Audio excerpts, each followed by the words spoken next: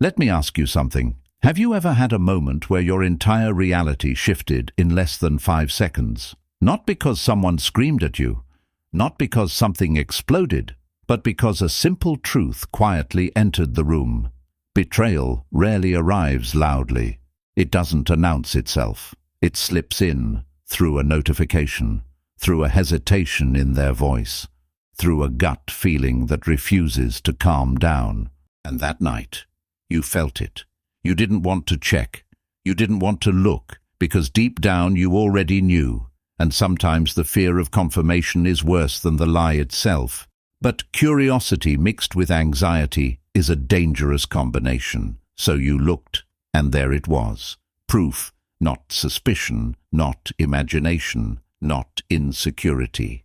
Proof. And in that exact second, your chest tightened in a way you had never felt before. It wasn't just heartbreak, it was disorientation, because the person who made you feel safe was now the source of your confusion. The person who said, "I would never hurt you," was now the reason your hands were shaking. And here's the part that no one understands until they live it. Even after that moment, you still loved them. You didn't switch off. You didn't suddenly feel nothing. You felt everything. Pain, anger, shock, disbelief, but love. Love was still there. And that's what made it unbearable, because betrayal would be easier if love disappeared instantly. But it doesn't. Love doesn't work like pride. Love doesn't follow logic. Love builds roots, and roots don't come out without tearing the ground apart. That night you didn't sleep. You replayed every memory like a detective looking for missed clues. Was there a sign? A red flag? A moment you ignored? You questioned everything. The laughter, the promises, the late-night confessions. Were they real, or were you loving alone? But even while asking those questions, you caught yourself hoping there was an explanation, hoping it was smaller than it felt, hoping you misunderstood, because accepting the full truth meant accepting that the person you trusted was capable of breaking you. And your heart wasn't ready for that. You see, betrayal doesn't just hurt, it fractures identity, because when you love someone deeply, you don't just attach to them, you attach your future to them, your plans, your dreams, your one day. So when betrayal happens, it's not just about what they did, it's about the future that suddenly feels uncertain, and uncertainty is terrifying. That's why you didn't immediately leave. That's why part of you still wanted to hear their voice. That's why you felt anger, but also longing, because love doesn't die the moment trust breaks. It lingers in memory, it survives in habit, it echoes in the space they once filled. You miss them even while feeling betrayed by them. And that contradiction is the cruelest part. You wanted them to fix the damage they caused. You wanted comfort from the same arms that hurt you. And that's when confusion turned into emotional war. Your mind said, they disrespected you. Your heart whispered, but they were your home. And between those two voices, you stood frozen. Because letting go felt like losing oxygen, but staying felt like swallowing glass. And this is where most people don't talk, because society tells you, if they cheat, leave. If they lie, walk away. If they betray you, hate them. But nobody talks about the reality. You can be betrayed and still deeply in love. And that doesn't make you weak. It makes you human. Because love is not built in a day, and it doesn't collapse in a second. It takes time to grow, and it takes time to fade. That night, you realized something painful. The hardest part of betrayal is not losing them. It's losing the version of them you believed in, and that version still lives in your heart, even after the truth. Part 2. The psychology of why you still love them. After betrayal, something strange begins to happen inside you. On the surface, everything looks clear. They lied. They betrayed your trust.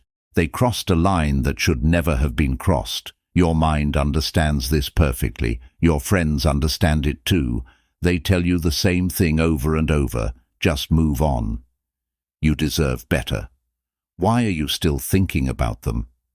And logically, they're right. But logic has very little power over the human heart, because love is not just an emotion. Love is attachment, and attachment is biological. When you love someone deeply, your brain releases chemicals that bond you to them. Every hug, every laugh, every shared moment. Your brain records those experiences as safety. They become your emotional home. So when betrayal happens, something unexpected occurs. Your brain doesn't immediately classify that person as danger. Instead, it continues searching for the same comfort it once found in them. That's why you reach for your phone at night. That's why you check their social media even when you promised yourself you wouldn't. That's why a random memory can suddenly ruin your entire day, because your brain is still wired to them. You don't just miss the person, you miss the emotional environment they created, the routine, the familiar voice, the feeling of being chosen. All of those things become habits. And habits don't disappear overnight. Imagine someone who drinks coffee every morning for 5 years. One day, they decide to quit. The next morning, their body still expects it. Their mind still craves it, not because they need it, but because they're used to it. Love works the same way, except the habit is emotional. You got used to them being there, their texts, their presence, their reassurance. So when they disappear, or worse, betray you, your brain goes into confusion. It asks the same question over and over. How can the same person who made me feel safe be the one who hurt me? And when the brain cannot answer a question, it keeps searching. That's why you replay conversations in your head. You analyze every detail. You revisit old memories trying to figure out where things changed. But the real reason you can't let go yet has nothing to do with weakness. It has everything to do with investment. You invested time, energy, trust, vulnerability. And the deeper the investment, the harder it is to walk away. Not because you don't see the betrayal, but because your heart remembers the love that existed before it. This is why some people stay longer than they should, not because they're blind, but because they're hoping the person they fell in love with will come back. They're waiting for the version of them that once felt genuine. But here's the painful truth. Sometimes that version was real, and sometimes it wasn't. But either way, your heart doesn't know the difference yet. It just knows what it felt. And feelings have memory. That's why you still hear their laugh in your head. That's why certain songs suddenly feel heavier. That's why certain places now feel empty, because your brain attached those moments to them. And now it has to slowly detach. But detachment is not instant. It's gradual, and sometimes painful. That's why people say healing takes time. Not because time magically fixes things, but because time slowly rewires your emotional habits. The more days you spend without them, the more your brain learns a new normal.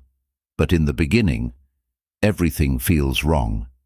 Your routine feels incomplete. Your silence feels louder. Your thoughts feel crowded. And you start wondering something dangerous. What if I never love like this again? That question is powerful, because it convinces many people to go back to someone who hurt them.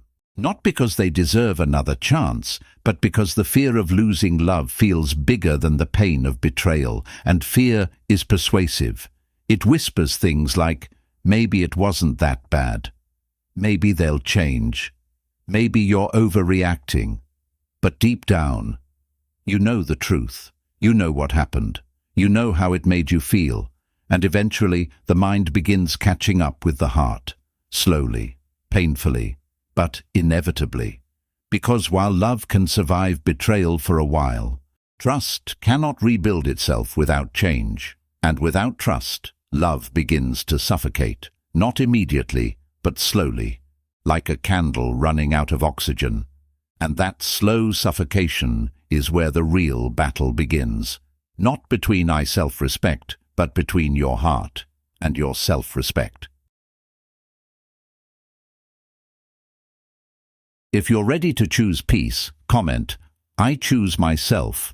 Like this video if you're done questioning your sensitivity.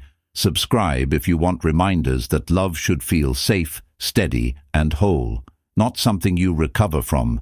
You're not late, you're right on time.